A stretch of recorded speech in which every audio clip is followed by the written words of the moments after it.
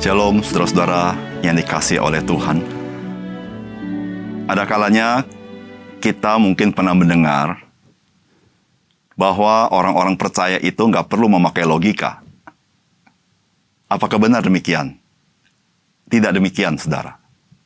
Tuhan memberikan kita rasio untuk kita bisa mengolah apa yang kita dapatkan dari informasi itu.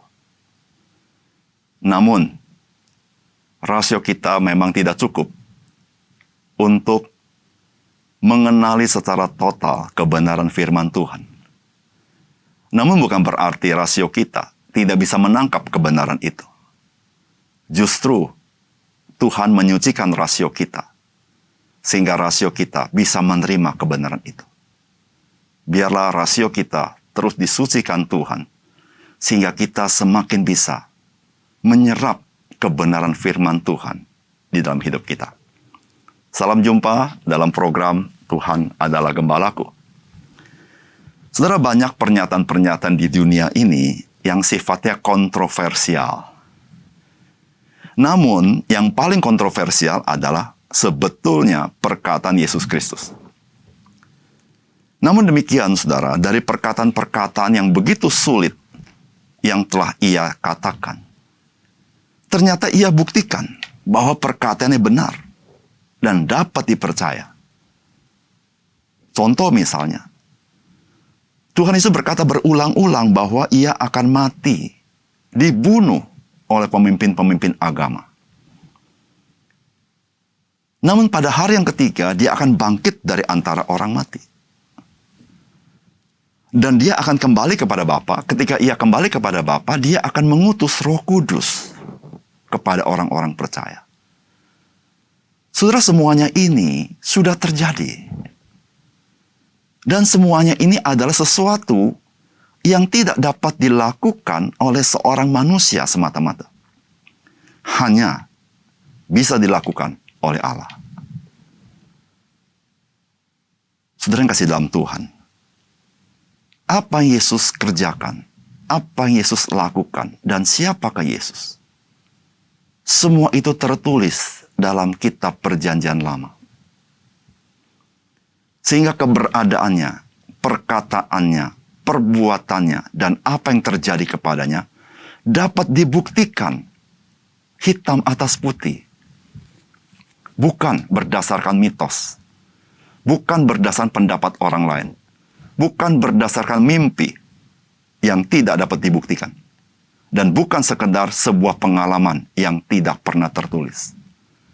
Dan Yesus membuktikan apa yang dikatakannya dan apa yang ditulis dalam Perjanjian Lama digenapi di dalam diri dia. Mari kita membaca firman Tuhan yang terdapat di dalam Yohanes pasal 5 ayat 22 sampai 29. Bapa tidak menghakimi siapapun, melainkan telah menyerahkan penghakiman itu seluruhnya kepada anak. Supaya semua orang menghormati anak sama seperti mereka menghormati Bapa. Barang siapa tidak menghormati anak, ia juga tidak menghormati Bapa yang mengutus dia. Aku berkata kepadamu, sesungguhnya barang siapa mendengar perkataanku dan percaya kepada dia yang mengutus aku, ia mempunyai hidup yang kekal dan tidak turut dihukum. Sebab ia sudah pindah dari dalam maut ke dalam hidup. Aku berkata kepadamu, sesungguhnya saatnya akan tiba, dan sudah tiba, bahwa orang-orang mati akan mendengar suara anak Allah, dan mereka yang mendengarnya akan hidup. Sebab, sama seperti Bapa mempunyai hidup dalam dirinya sendiri, demikian juga diberikannya anak mempunyai hidup dalam dirinya sendiri. Dan ia telah memberikan kuasa kepadanya untuk menghakimi, karena ia adalah anak manusia. Janganlah kamu heran akan hal itu, sebab saatnya akan tiba, bahwa semua orang yang di dalam kuburan akan mendengar suaranya.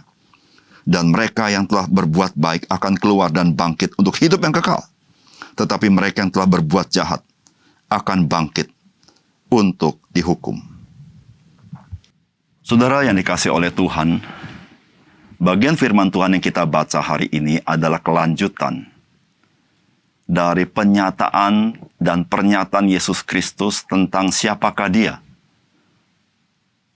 Hal ini dilakukan oleh Tuhan Yesus karena keberatan orang Yahudi, karena komplain, karena kebencian orang Yahudi, karena Yesus menyamakan diri dengan Allah. Saudara, apakah pesan firman Tuhan bagi kita hari ini?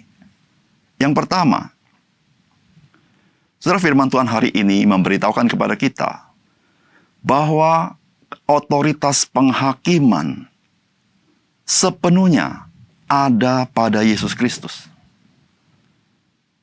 Agar semua orang menghormati Yesus Kristus sebagaimana mereka menghormati Bapa di sorga.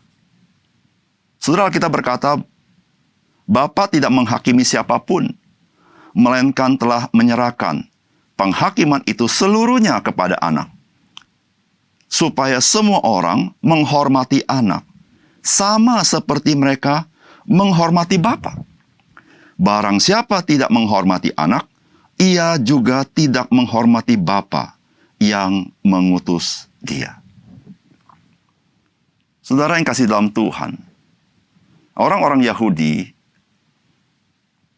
baik Perjanjian Lama, juga mengetahui bahwa penghakiman itu ada di dalam kedaulatan Tuhan. Tidak ada seorang pun manusia yang memiliki prerogatif untuk menghakimi, karena penghakiman itu milik Allah. Perjanjian Lama berulang-ulang kali berkata, penghakiman itu ada di tangan Tuhan Allah. Namun hari ini kita belajar, Bapa telah menyerahkan penghakiman itu kepada anak. Dan seluruh penghakiman berada di tangan Yesus Kristus. Saudara, siapakah dari ciptaan ini yang boleh menghakimi? Tidak ada. Perjanjian Lama memberitahukan bahwa penghakiman adalah milik Tuhan.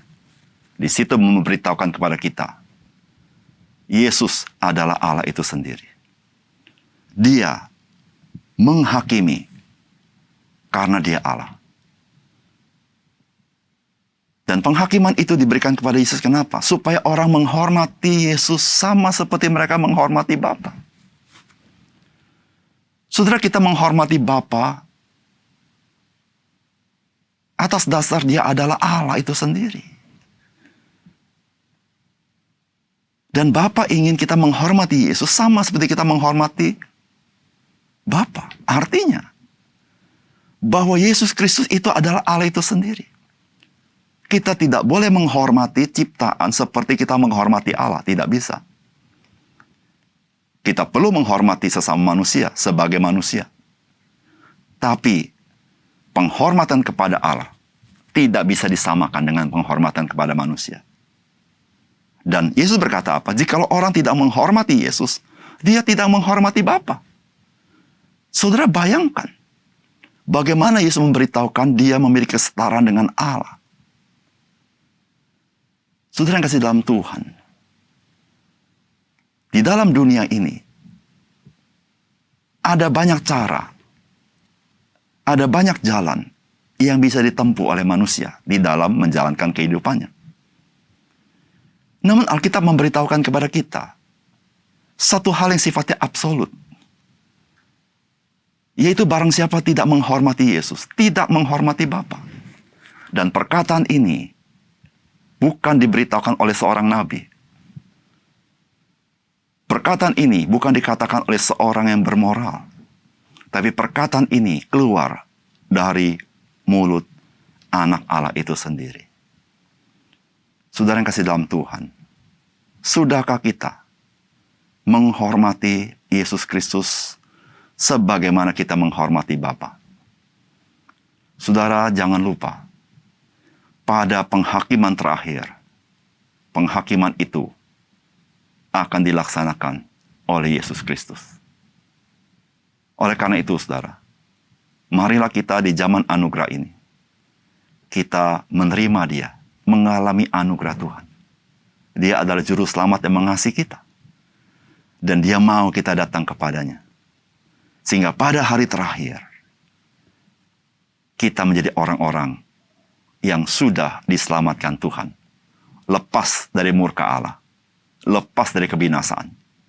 Karena Yesus Kristus satu-satunya yang dapat melepaskan kita dari kuasa dosa, kuasa hukum Taurat, dan dari murka Allah. Yang kedua,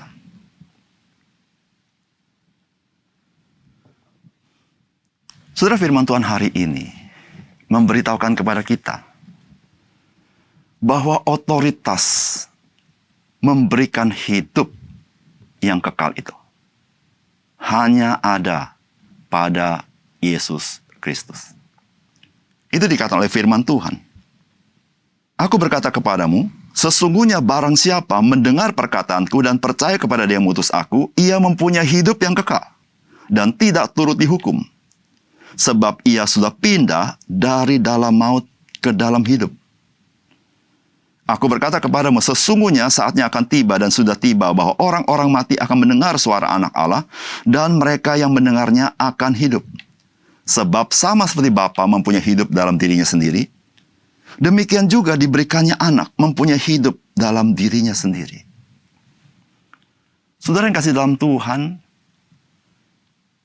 hanya Yesus yang dapat memberikan kita hidup yang kekal.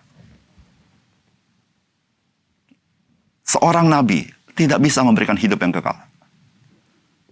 Seorang imam tidak dapat memberikan hidup yang kekal, apalagi seorang guru yang bermoral. Seorang manusia tidak dapat memberikan hidup yang kekal. Dan pekerjaan baik kita, usaha kita, tidak bisa merengkuh hidup yang kekal. Karena kualitas hidup yang kekal jauh lebih tinggi dari seluruh kebaikan kita. Sehingga tidak bisa ada transaksi antara kebaikan kita dengan hidup yang kekal. Karena kualitasnya sangat jauh. Dan itu hanya bisa diberikan oleh Yesus Kristus. Mengapa? Karena Alkitab berkata, sebagaimana Bapa memiliki hidup pada dirinya sendiri, demikian juga Anak memiliki hidup pada dirinya sendiri. Saudara, setiap kita tidak memiliki hidup pada diri kita sendiri.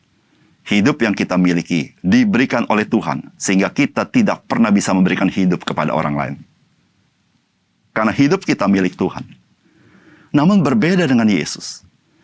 Dia sama seperti Bapa memiliki hidup pada dirinya sendiri. Sehingga dia bisa dengan otoritasnya memberikan hidup kepada kita. Sehingga saudara-saudara, barang siapa yang percaya kepadanya, menerima Dia, kita menerima hidup yang kekal itu. Hidup yang kekal berbicara satu kualitas hidup yang melampaui daripada hidup yang fana ini. Sudahkah saudara menerima hidup yang kekal itu?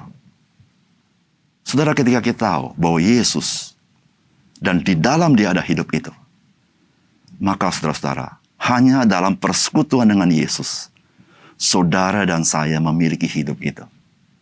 Hidup yang berkelimpahan itu.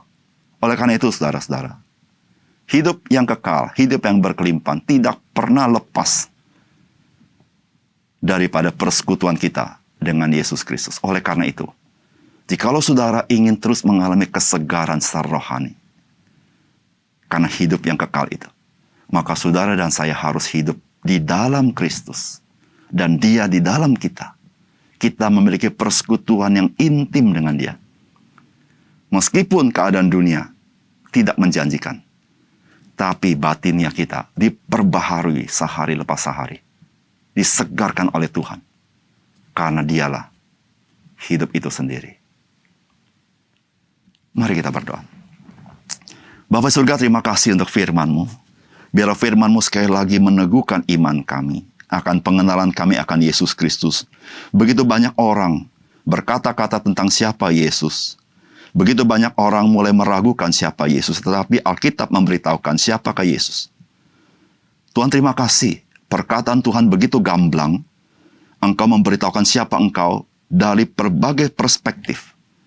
Sehingga kami semakin jelas bahwa Engkau adalah Allah itu sendiri. Tuhan, tolong kami, supaya ketika kami tahu bahwa hidup itu di dalam Engkau, supaya kami juga memiliki persekutuan Engkau, sehingga kami mengalami hidup yang kekal itu, hidup yang berkelimpahan itu, karena kami membutuhkannya di tengah-tengah dunia ini, yang penuh dengan krisis, penuh dengan pergumulan, penuh dengan sampah-sampah duniawi ini. Kami butuh kesegaran air hidup, yaitu dari Roh Tuhan dalam hidup kami. Terima kasih Tuhan. Dalam nama Tuhan Yesus kami berdoa. Amin.